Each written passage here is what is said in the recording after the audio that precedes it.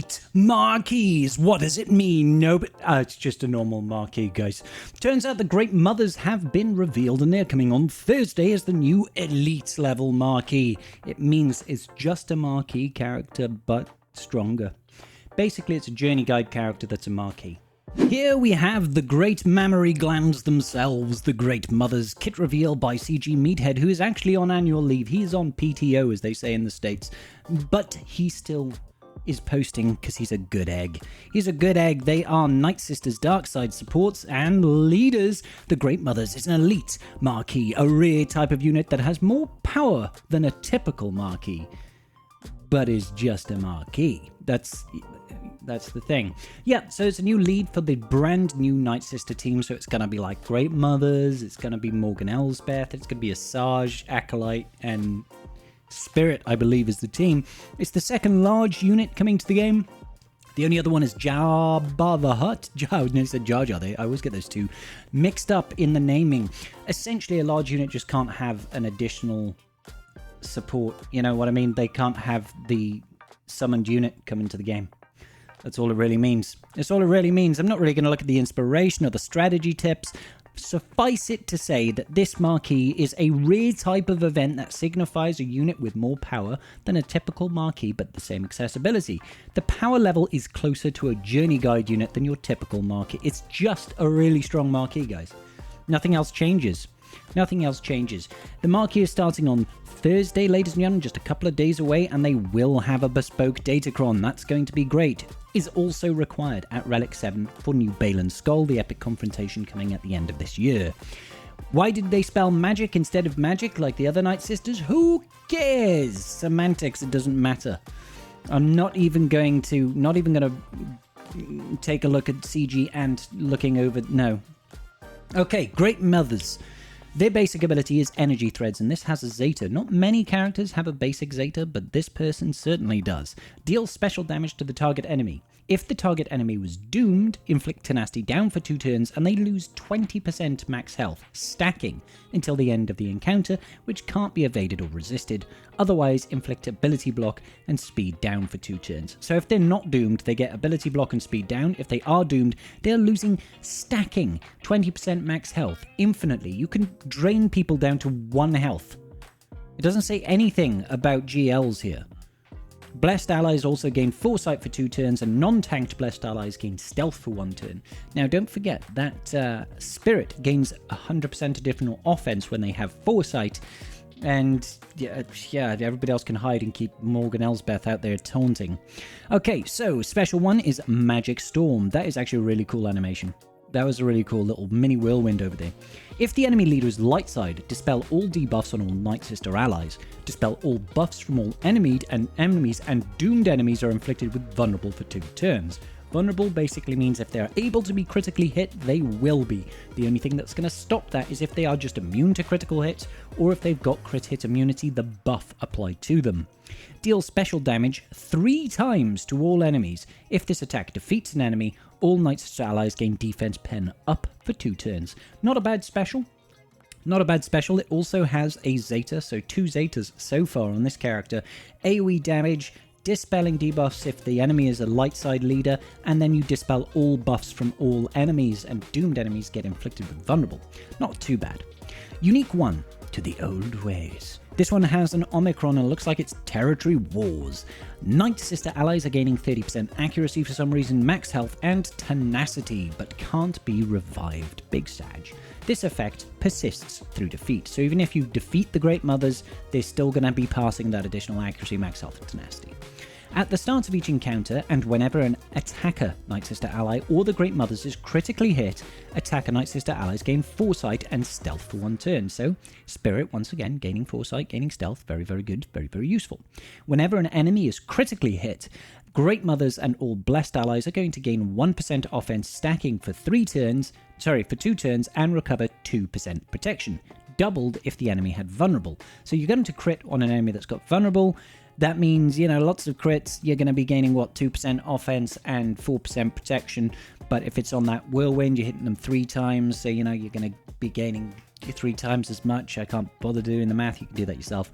Whenever a vulnerable enemy starts a turn, all Night Sister allies are going to gain Foresight for 2 turns, and non-tank Night Sister allies Stealth for 1 turn. That is really annoying. Really annoying. So you put out vulnerable on enemies with Doomed, and then whenever they take a turn, you're going to be passing Foresight and Stealthing. So, you know, you're going to hide people. They'll have to attack Morgan Elsbeth.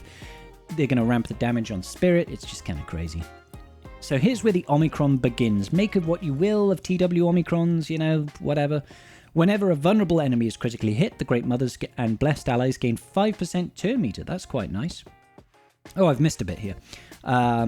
Whenever a vulnerable enemy starts their turn, they're getting Foresight for 2 turns. Whenever a doomed enemy gains turn meter, Blessed Allies are going to gain 25% turn meter, limited once per doomed enemy. Yeah, that's nice. So the doomed enemy takes a turn, or gains bonus turn meter, sorry. We're going to gain, or our Blessed Allies are going to gain 25% turn meter. That's a significant amount of turn meter generation.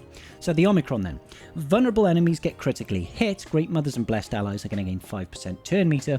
And the first time any other Night Sister ally is reduced to 1% health, dispel all debuffs, gain Blessed for 2 turns if they didn't already have it, which can't be copied, dispelled, or prevented, and damage immunity for 1 turn, which can't be copied, but it can be dispelled. Okay. Recover 100% health and protection and cooldown reset, so a full-blown savior if they are defeated when Blessed is removed. So they're going to be alive for 2 turns. If they were already blessed, they have 200% health steal and 20% defense and offense. It can happen once per battle. So it's not each Night Sister ally. It looks like it's first time any other Night Sister ally. It could be just for one. I'm not entirely sure on that. It might be for each time every other Night Sister ally, which means not Great Mothers. I'm not entirely sure on this one. We'll have to be cleared. If you know, let me know in the comment section down below. Leader then, Omicron. Threads of... So double Omicron. Double TW Omicron. Threads of Destiny. Night Sister allies are going to gain 30% defense, max health, and speed. If all allies are Night Sisters at the start of battle, at the start of each encounter, and at the end of each turn if there are no enemies inflicted with Doom, Great Mothers dispel ability blocks from themselves, gain the granted ability Fate Weaving, and take a bonus turn. During this bonus turn, Great Mothers can only use Fate Weaving. Kind of similar to when Sea Lynx, but essentially what's going to happen is at the start of every battle, Great Mothers are going to go first. They are going to get the chance to use Fate Weaving on a character. That's how I'm reading this, right? And they can't do it twice in a row. So if you Fate Weave and somebody gets doomed, then they can't do it, and they die, they can't, like, re-Fate Weave. If the enemy leader is Light Side, dispel stealth and ignore taunt effects whilst using Fate Weaving. Oof, that's quite nasty. Sounds like that'll be useful against Queen Amidala. If all allies are Night Sisters at the start of battle, and at the end of each turn if there are no other allies with Blessed, Great Mother removes ability blocks from themselves, gets a granted ability Gift of Shadows, and takes a bonus turn. During this bonus turn, Great Mothers can only use Gift of Shadows. Doomed enemies can always be targeted by Blessed allies. Okay, so it's kind of like a forced taunt, essentially. It's kind of like a marked. You can always hit doomed enemies with Blessed allies. So at the start of each turn, at the start of each battle, looks like Great Mother take 2 bonus turns. The first one is that they go ahead and they put doomed on an enemy, then they put blessed on one of your allies. All right, cool. That's interesting. And the blessed allies can always target the doomed enemies, and you can't remove it until death, I think. I think that's how it goes. Yeah. Okay, so what is Fate Weaving? Target enemy is inflicted with a stack of damage over time for 1 turn and doomed for the rest of the encounter, which can't be copied, dispelled, or resisted. It is a permanent debuff. I assume if they die and get revived, they won't have it anymore, but I don't know. What does Doomed do? Protection is disabled, and they can't stealth. Lose 20% turn meter whenever this character... 20% max health whenever they end their turn until the end of the encounter. And they can't revive? That is insane. That Doomed is ridiculously powerful. Permanent death, lose 20% max health whenever they take a turn. Their protection is disabled. They can't stealth. Also, I believe when a Great Mother does a basic on a doomed enemy, they lose 20% max health again. Whoever gets doomed is going to die in like 3 turns. If that, 2 or 3 turns. Gift of Shadow. Target other Night Sister gains Blessed for the rest of the encounter. Yep, Blessed gives them 20% max health and offense. Immune to instant defeat effects. That's quite nice. Stun and turn meter reduction. Assists whenever another Night Sister ally uses a special ability on their turn, dealing 40% less damage. So constantly assisting. Boatloads of extra health and offense. Can't be instantly killed. Can't be stunned. Can't be TMR'd. Pretty powerful. And we haven't even got onto the Omicron. The Omicron ability then.